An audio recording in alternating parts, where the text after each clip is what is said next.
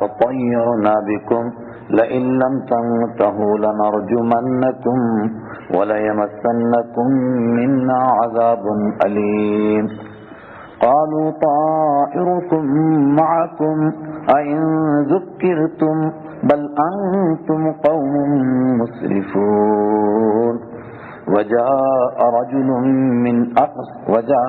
من أقصى المدينة رجل يسعى قال يا قوم اتبعوا المرسلين اتبعوا من لا يسألكم أجرا وهم مهتدون صدق اللہ مولانا العظیم۔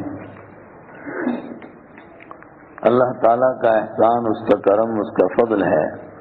میں نے کل بھی عرض کیا کہ اس نے توفیق عطا فرمائی ہمیں قرآن پاک کی نسبت سے بیٹھنے کی، قرآن پاک کی باتیں سننے اور سنانے کی۔ یہ اللہ کا کرم ہے۔ ایک بڑا طبقہ الحمدللہ جو یہاں نہیں پہنچ سکا، وہ اس وقت میں نشر ہو رہا ہے اور وہ لائیو سن رہا ہے۔ اور اس وقت میں چونکہ مستورات کا کام کا وقت ہے، ان کی طرف سے مسلسل اعتراض آیا کہ ہمارے لیے تو یہ موقع ہی نہیں، تو میں نے 2 خاتون سے عرض کیا تو وہ اسی لنک کے اوپر جس پر اب یہ نشر ہو رہا ہے، اسی پر وہ 2 بجے سے 4 بجے تک تفسیر کرتی ہیں اور الحمدللہ بہت اچھا کر رہی ہیں۔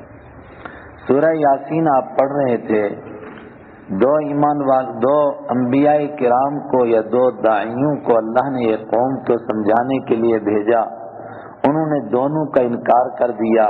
فعززناها بثالث، تو ہم نے ان 2 کو طاقت عطا کی تیسرے کے ذریعے سے۔ تیسرے نے آ کر کے کہا انا الیکم لمرسلون، قسم بخدا ہم سب کے سب تمہاری طرف اللہ کی طرف سے بھیجے ہوئے ہیں، ہم رسول ہیں۔ جب لوگوں نے نہیں مانا تو انہوں نے کہا وما علینا الا البلاغ المبین، نہیں ہے ہمارے ذمے مگر البلاغ المبین، صاف صاف پہنچا دینا۔ ہم نے اللہ کا پیغام صاف صاف پہنچا دیا، ہماری یہی مراد تھی، یہی ہمارا کام تھا۔ اب اگر تم نہیں مانتے ہو تو تم جانو تمہارا کام جانے۔ لوگوں نے کیا جواب دیا، یہ بڑی اہم بات ہے۔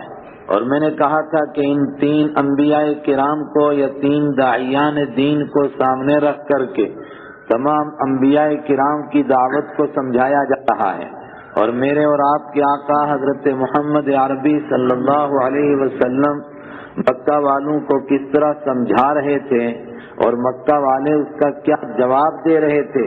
اس پورے کو اسی تناظر میں ان 3 انبیاء کرام کے قصے میں دیکھیے گا۔ ان تینوں نے کیا جواب دیا؟ قالوا انا تطیرنا بکم، انہوں نے کہا کہ بے شک ہم تطیرنا بکم، تم کو منحوس سمجھتے ہیں، تمہاری وجہ سے سمجھتے ہیں کہ ہم پر نحوست آئی ہے۔ معاملہ کیا ہے، جہاں بھی کہیں دین کا کام ہوگا اور لوگ اس کی مخالفت کریں گے، اس کی وجہ سے اللہ کی طرف سے ان پر عذاب آئے گا۔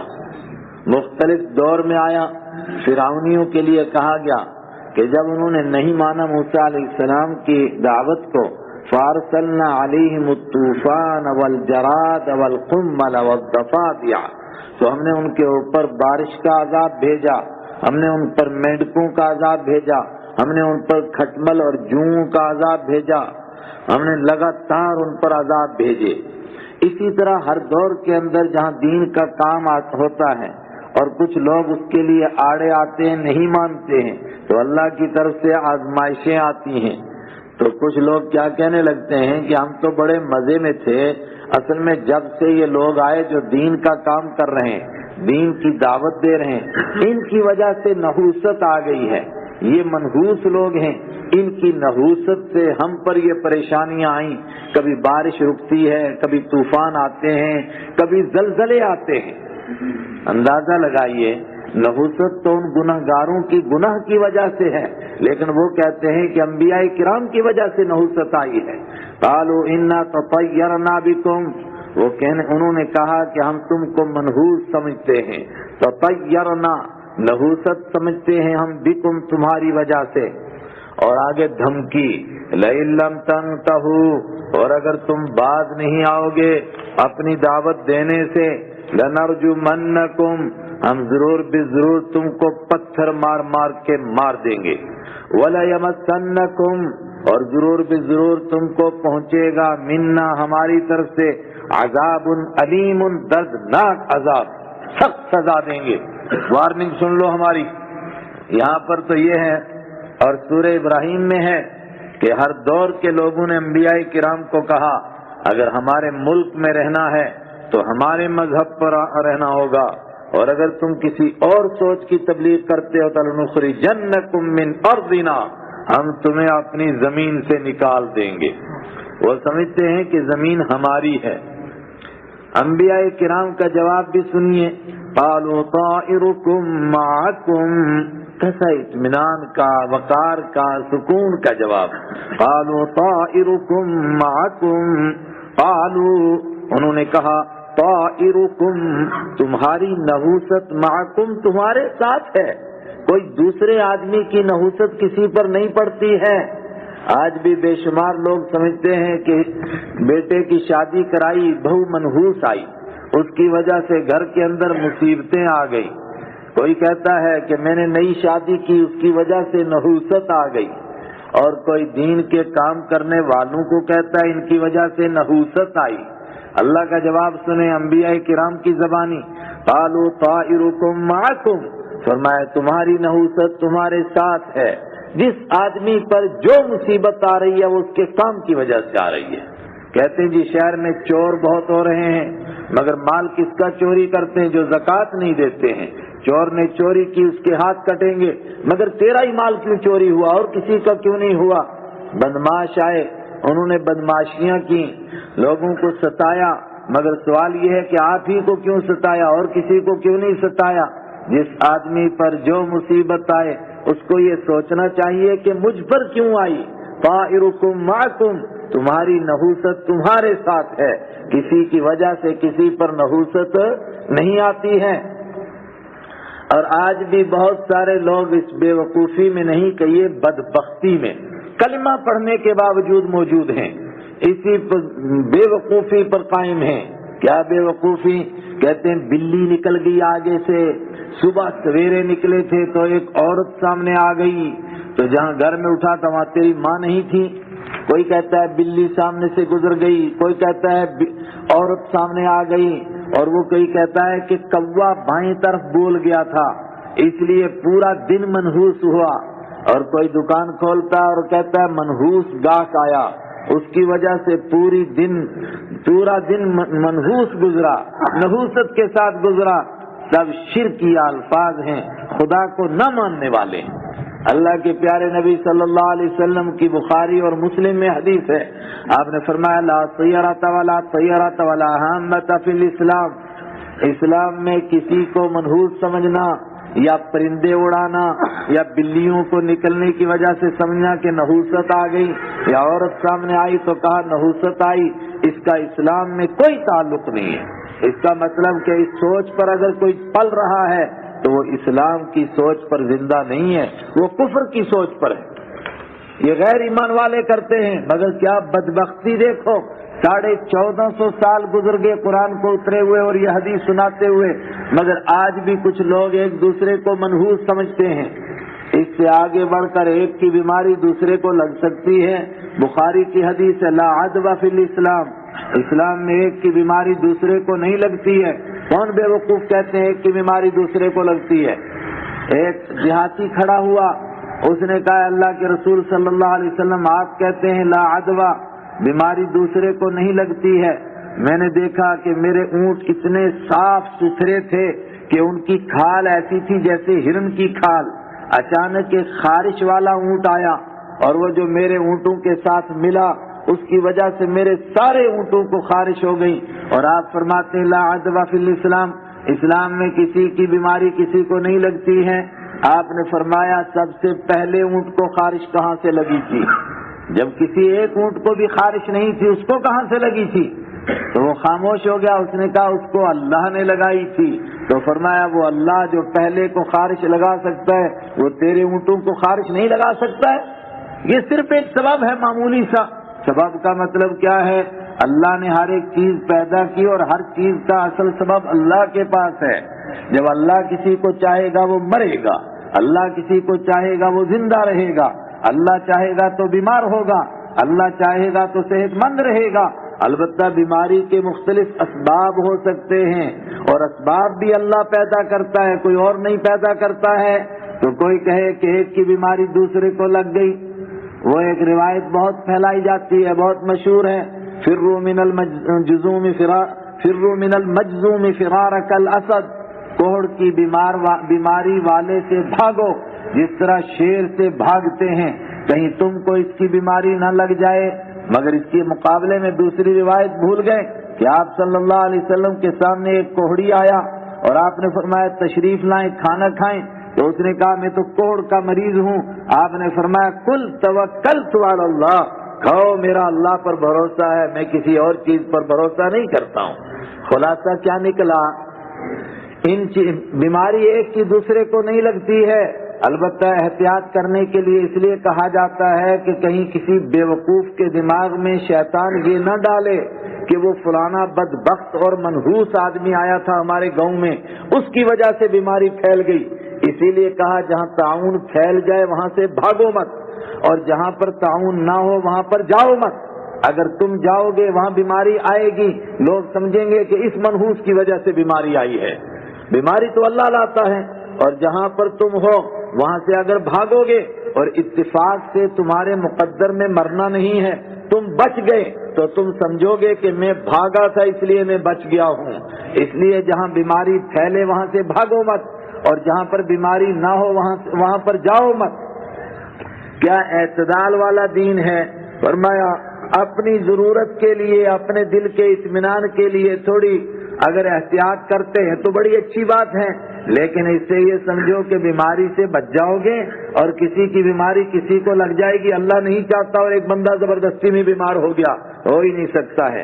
قالوا طائرکم معکم، فرمایا تمہاری نحوست تمہارے ساتھ ہے.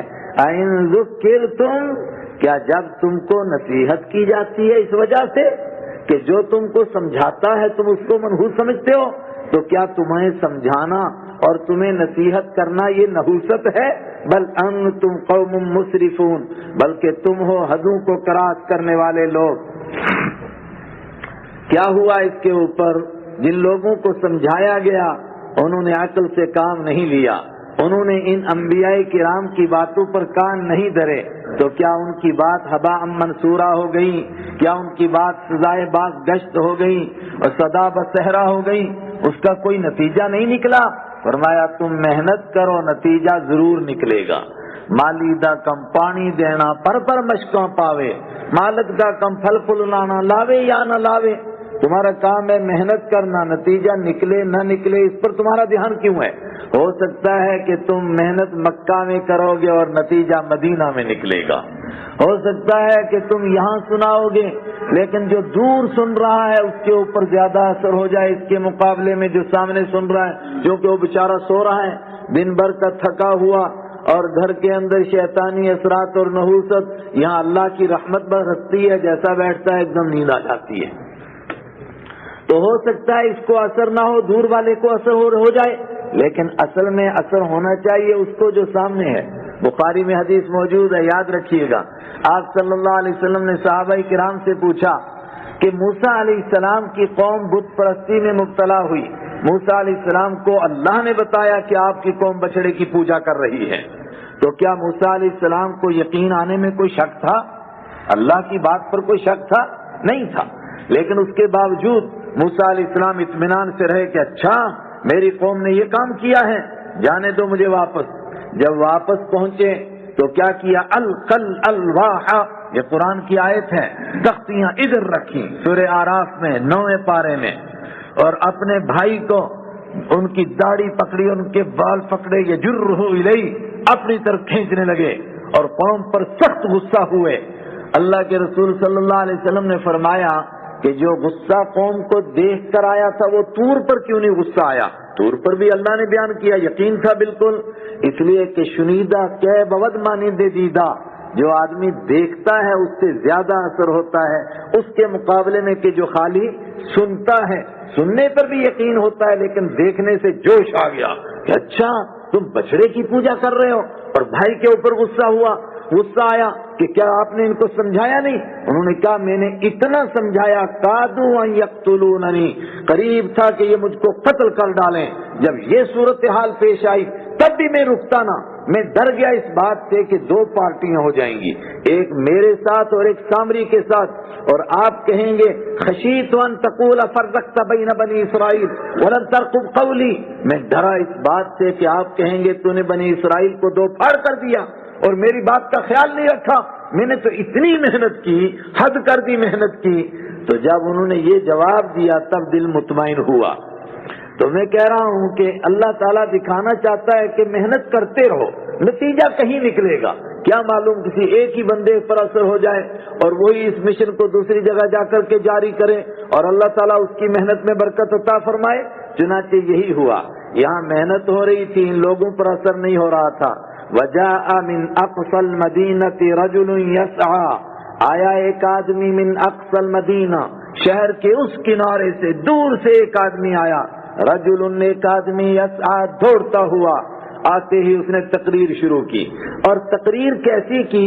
قیامت تک جتنے لوگ دین کا کام کریں گے ان کے لیے کس طرح کام کرنا چاہیے، گائیڈ لائن کیا ہونی چاہیے، رہنما خطوط وہ ان کی تقریر میں موجود ہیں. کیا رہنما خطوط ہیں؟ قال یا قومی، انہوں نے کہا میری قوم کے لوگوں. معلوم ہوا کہ سب سے پہلے سب لوگوں کے اندر اپنائیت ہونی چاہیے. ان کو یہ نہ کہو فلانوں اور فلانی قوم کے لوگوں، نہیں، ان کو اپنا بناؤ.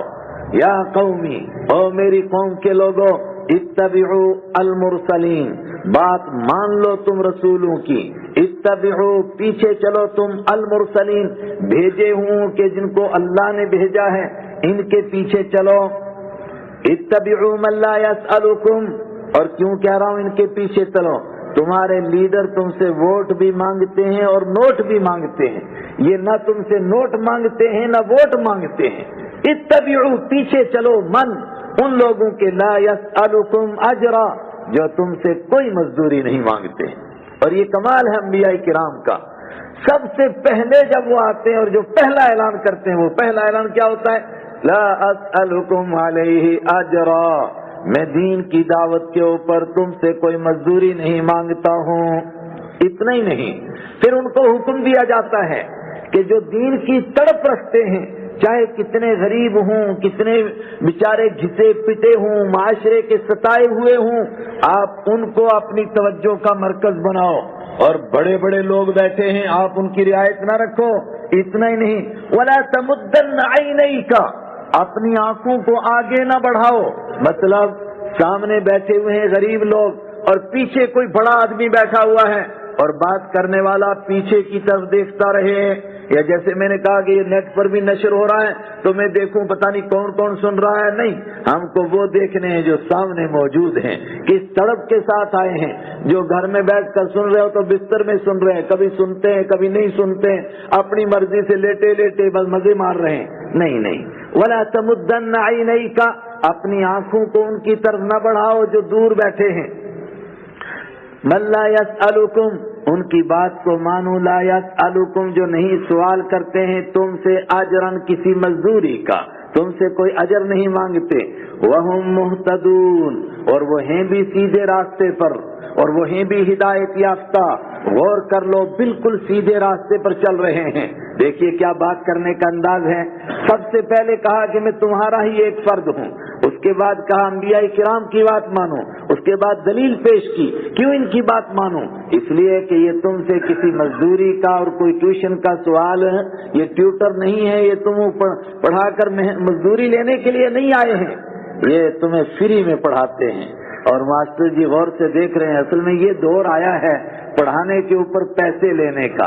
اکبر الہ آبادی نے تڑپ کر کہا تھا، گئے وہ دن کہ کہتے تھے طلبہ حضرت بل پیش کیجئے.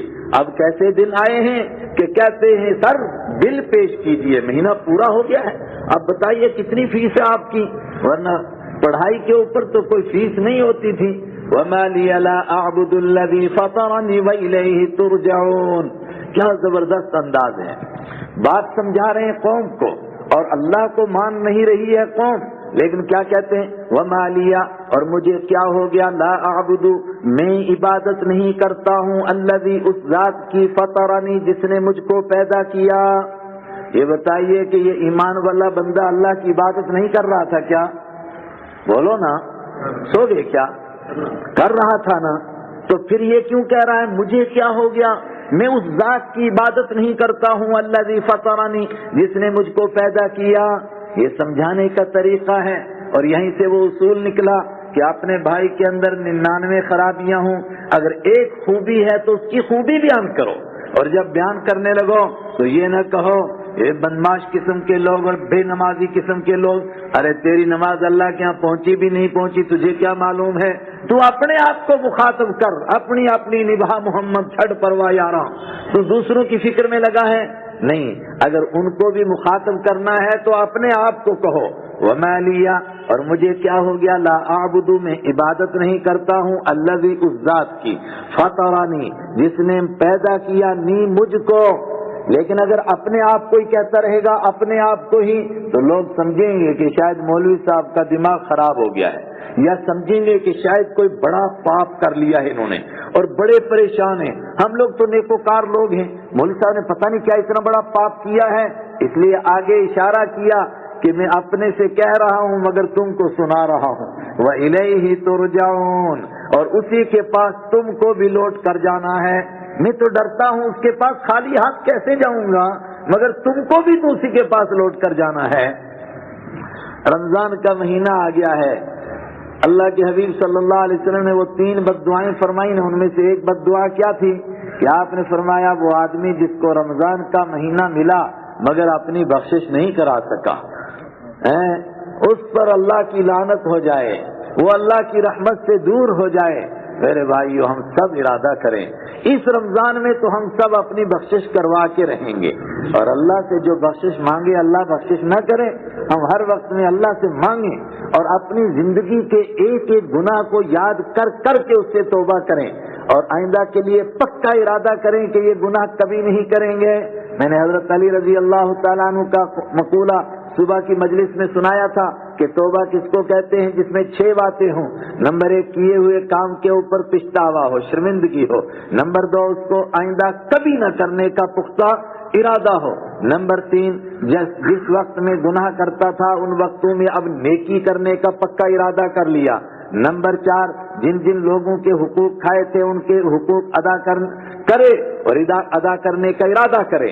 نمبر 4، اللہ تعالیٰ کے وہ حقوق جو ادا کیے جا سکتے ہیں، نمازیں نہیں پڑھی، روزے نہیں رکھے، زکوٰۃ نہیں دی، ان کو ادا کرنے کا ارادہ کرے. اور اگر ان کو ادا کرنے کا ارادہ ہی نہیں ہے، یہ کوئی توبہ شوبہ نہیں ہے. توبۃ نصوحا، اس آیت کے ضمن میں نے حضرت علی رضی اللہ تعالیٰ عنہ کا یہ قول پیش کیا تھا.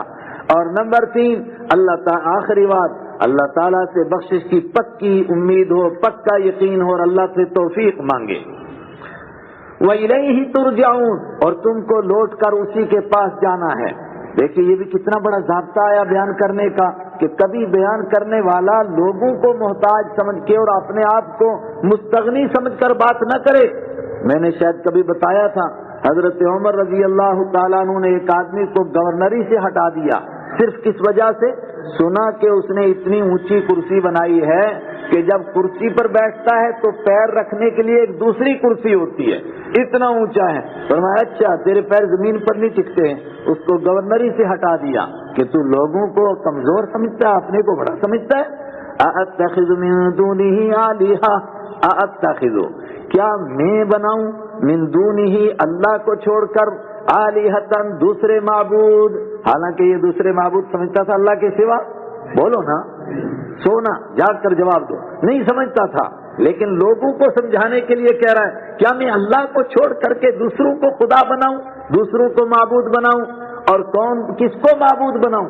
ان یریدنی الرحمن، اگر بے پناہ رحم کرنے والا، رحم و کرم کرنے والا اللہ چاہے بضر، کوئی تکلیف پہنچانا مجھ کو، لا تغنی عنی شفاعتہم شیئا، تو ان کی سفارش مجھے کچھ کام نہیں آئے گی. یوں تو وہ بچا ہی نہیں سکتے، لوگ ان کو خدا نہیں مانتے تھے. عرب کے لوگ زیادہ سے زیادہ کیا کہتے تھے جو باطل خدا انہوں نے بنائے تھے؟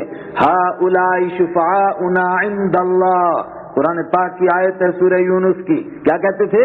ہؤلاء شفعاؤنا عند اللہ، یہ اللہ کے پاس ہمارے سفارشی ہیں، یہ براہ راست کوئی خدا نہیں ہے۔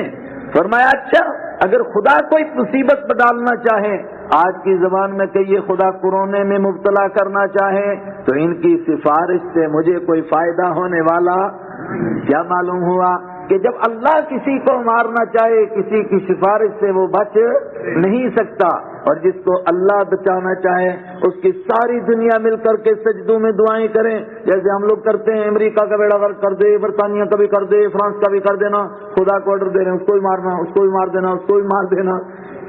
وہ اللہ کا اپنا نظام ہے، وہ آپ کے آرڈر کے اوپر کوئی کام نہیں کر رہا ہے۔ ان یریدن الرحمن، اگر رحمان چاہے بذر، بہت زیادہ رحم کرنے والا اللہ ہی مجھے کسی تکلیف میں مبتلا کرنا چاہے، لا تغنی عنی شفاعتہم شیئا، نہیں کام آئے گی ان کی سفارش مجھ کو شیئا کچھ بھی، ولا ینقذونی، اور یہ مجھ کو چھڑا بھی نہیں سکیں گے اللہ تعالیٰ کے عذاب سے۔ انی اذن، اگر میں ایسی سوچ مان لوں کہ ایسے خداؤں کی پوجا کروں، انی اذن، تو بے شک تب تو میں لفی ضلال مبین، کھلا گمراہی میں ہوں گا۔ کس کو کہہ رہا ہے؟ اپنے آپ کو، لیکن سنا کس کو رہا ہے؟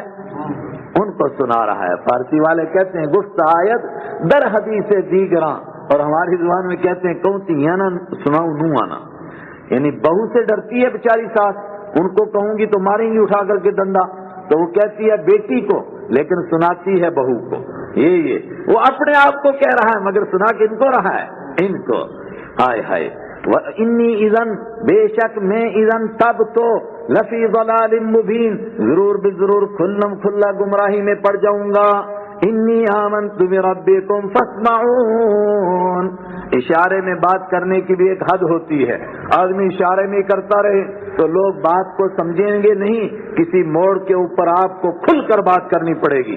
چنانچہ اتنی تقریر کے بعد اب ایمان والے کو جوش آیا اور اس نے کہا سنو بات، میں خدا کو مانتا ہوں، تم ان کو مار رہے ہو کہ یہ خدا کی دعوت دیتے ہیں اور اللہ کی توحید کیوں پھیلاتے ہیں، میں بھی ان کا ساتھی ہوں، کیا کر سکتے ہو تم کر لو۔ انی آمنت بربکم، بے شک میں ایمان لا چکا ہوں، مگر توجہ کیجئے کس کو مان چکا ہوں؟ کہنا تھا میں اللہ کو مانتا ہوں، یہ کہنا تھا نا، کہنا تھا میں اپنے رب کو مانتا ہوں، جیسا کہتا میں اپنے رب کو مانتا ہوں، یہ کہتے بہت اچھی بات، تیرا رب اور ہے ہمارا رب اور ہے، تو اپنے رب کو مانتا جا، ہم اپنے رب کو مانیں گے، ہمارے رب بہت سارے ہیں، ہمارے سب ہیں، تمہارا ایک رب ہے، ہم تو بہت ساروں کو مانیں گے، تم ایک کو مانو۔ نہیں نہیں، ایسا نہیں کہا، کیا کہا؟ انی آمنت بربکم، میں ایمان لا چکا ہوں تمہارے رب پر، اپنے پر نہیں کہا، کیا کہا؟ تمہارے رب پر۔ کہنا کیا مقصد ہے کہ اگر اپنا کہیں گے وہ چڑھیں گے کہ جو میرا رب ہے وہ تمہارا بھی رب ہے اور وہ ہم سب کا اکیلا رب ہے۔ آج یہی تو مصیبت، ہم کو کہنا ہی نہیں آتا ہے۔ مجھے ایک جگہ کی بات بتائی گئی کہ وہاں لوگوں نے وہ میچ ہوتا ہے، ایک عذاب ہے، شیطانوں کا کام ہے، اس کے اوپر کوئی ٹیم جیتی کوئی ہاری تو کسی نے نعرے لگائے تو دوسرے اٹھے تو انہوں نے خدا کو گالیاں لکھی، اللہ کے نبی صلی اللہ علیہ وسلم کو گالیاں، قرآن کو گالیاں لکھی، دین کو گالیاں لکھی۔ وہاں تھوڑے سے لڑکے تھے، انہوں نے مجھے فون کیا کہ ایسا ہو گیا ہم کیا کریں؟ میں نے کہا ہر گالی کے نیچے لکھ دو جو خدا تمہارا وہی ہے ہمارا، اور اس کے نیچے لکھو محمد صلی اللہ علیہ وسلم جتنے ہمارے نبی اتنے تمہارے نبی، دین جو ہمارا وہی تمہارا ہے، یہ تو ایک ہی ہے، قرآن ہمارا بھی ہے تمہارا بھی ہے۔ تو 24 گھنٹے نہیں گزرے، وہ تو بدماش ایک دو ہوتے ہیں، ایک دو ہوتے ہیں، پورا معاشرہ ایسا تھوڑا ہوتا ہے، وہ دو چار لوگ سے سب معافی مانگنے کے لیے آگے، جی باجی ساڈے کو غلطی ہوگی، بڑی جلدی غلطی مانگ لی۔ ہمارا کہنے کا طریقہ غلط ہے۔ انی آمنت بربکم، میں ایمان لا چکا ہوں بربکم، تمہارے رب پر، فاسمعونی، تو تم سن لو مجھ سے، میں نہیں کسی سے ڈرتا ہوں، ڈنکے کی چوٹ پر کہتا ہوں۔ ادھر اس نے کہا کہ میں تمہارے رب کو مانتا ہوں، ادھر کیا ہوا؟ قیل ادخل الجنہ، کہا گیا جا جنت میں چلا جا، جا جنت میں چلا جا، مگر ایسے تھوڑا گیا، جان نکلی تبھی تو جنت میں گیا، تو کس طرح جان نکلی؟ یہ واقعہ کہاں کا ہے اور یہ کنارے سے آنے والا بندہ کون ہے اور یہ 3 انسان کون ہیں؟ اکثر نے کہا کہ ہم کو معلوم نہیں، بعض نے کہا کہ بائبل میں اور پرانی تاریخی کتابوں میں انطاکیہ نام کے گاؤں کا ایک قصہ پیش آتا ہے، ان کو سمجھانے کے لیے بھی 3 لوگ گئے تھے، اور جو کنارے سے دوڑتا ہوا آیا تھا اس کا نام حبیب نجار تھا، اور ان 3 کا نام صادق اور صدوق اور شلوم انہوں نے لکھا۔ اگر مان لیں وہ قصہ تو اس میں کیا ہے کہ یہ نیک بندے نے جب کہا کہ میں تو اللہ کو مانتا ہوں، حالانکہ یہ کہا تمہارے رب کو مانتا ہوں، تو لوگوں نے اس کو شہید کیا، مگر بڑی بے دردی سے۔ کیسے؟ اس کو زمین پر لٹایا اور سب دوڑ دوڑ کر کے اس کے پیٹ پر چھلانگے مارتے تھے، جس سے وہ پچک گیا اور پھسل گیا، اور اس طرح تڑپ تڑپ کر کے اس کی جان نکلی۔ اللہ نے فرمایا نکلی نہیں، جنت میں داخل ہو گئی۔ قیل ادخل الجنہ، کہا گیا جا جنت میں چلا جا۔ لیکن کمال بات ہے، ایمان والوں کے دل کے اندر درد کیسا ہونا چاہیے انسانیت کا، جنت میں جا کر کے یہ خوشی نہ ہو کہ فلاں فلاں کافر کا بچہ یہاں نہیں آیا۔ جیسے ہمارے لوگ آپس میں لڑتے ہیں نا، کہتے ہیں جس جنت میں تو جائے گا اگر وہ جنت ہے تو میں تو اس جنت میں بھی نہیں جاؤں گا۔ ارے کیا کہہ رہا ہے، کیسی بیوقوفانہ باتیں۔ ایمان والا کون ہوتا ہے؟ جنت میں جا کر کے خوش نہیں ہوتا کہ ابو جہل یہاں نہیں آیا، جنت میں جا کر افسوس کرتا ہے کیسا بدبخت نکلا، کہاں پھنسا ہوا ہے عذاب میں، یہ جنت کتنے مزے کی جگہ ہے، یہاں نہیں آیا۔ یہ نیک بندہ جنت میں پہنچا، اس کی روح جنت میں پہنچی۔ اور اسی پر میں نے کہا تھا کہ شہید کے زندہ ہونے کا یہ معنی اکثر نے کیا کہ وہ زندہ ہے، یعنی اس کی جان نکلتی ہے سیدھا جنت میں پہنچ جاتا ہے، اس کا مطلب وہ زندہ ہے، اور اس کو زندوں کی طرح وہاں کھانا ملتا ہے، یرزقون قرآن پاک میں آیا۔ یہ جنت میں پہنچا، اس کی طرف کیا ہے؟ قال یا لیت قومی یعلمون، قال اس نے کہا یا لیت، اے کاش، ہائے افسوس، ہائے افسوس، میری تمنا ہے قومی یعلمون، اب میری قوم جان لیتی کہ میں کہاں پہنچا ہوں، ابھی پتہ چل جاتا، اب ایمان لے آتے، چلو مجھے مار دیا، مجھے کیا فرق پڑتا ہے۔ یہی تمنا ہونی چاہیے۔ حضرت رسول اکرم صلی اللہ علیہ وسلم کے طائف کے قصے میں ایک بات آتی ہے، جگر تھام کر سنیے۔ جب چاروں طرف سے آپ کے اوپر پتھر برس رہے تھے، اس موقع پر آپ نے فرمایا پتھر ضرور مارو مگر کم سے کم میری بات تو سن لو۔ پتھر بھی مارتے رہو مگر میری بات بھی تو سن لو۔ انہوں نے کہا پتھر ماریں گے مگر تیری بات نہیں سنیں گے۔ یا لیت قومی یعلمون، کاش کہ میری قوم جان لیتی کس بات کو، بما غفر لی، اس بات کو کہ بخشش کر دی میرے لیے ربی، میرے رب نے، تو میری قوم بھی میرے راستے پر چلتی، وجعلنی من المکرمین، اور اس بات کو جان لیتی جعلنی کہ میرے رب نے شمار کر دیا مجھ کو من المکرمین، عزت دیے ہوئے لوگوں میں سے۔ اے کاش میری قوم کو پتہ چلتا۔ یہ تو اس کی تمنا ہے، حشر میں بھی اسی سے ملنے کی ہے دعا میری، نگاہیں تیر جس کی بن جائے قضا میری۔ مگر قوم کا کیا ہوا؟ اس کو تم مار دیا، بڑے خوش ہو گئے، ہم نے مار دیا۔ اللہ نے فرمایا یہ مار گئے مگر اب ان کا بھی زیادہ دیر کوئی بہتر انجام نہیں ہوا، اللہ کی طرف سے عذاب کا فیصلہ ہوا۔ مگر کیسا عذاب آیا ان کے اوپر؟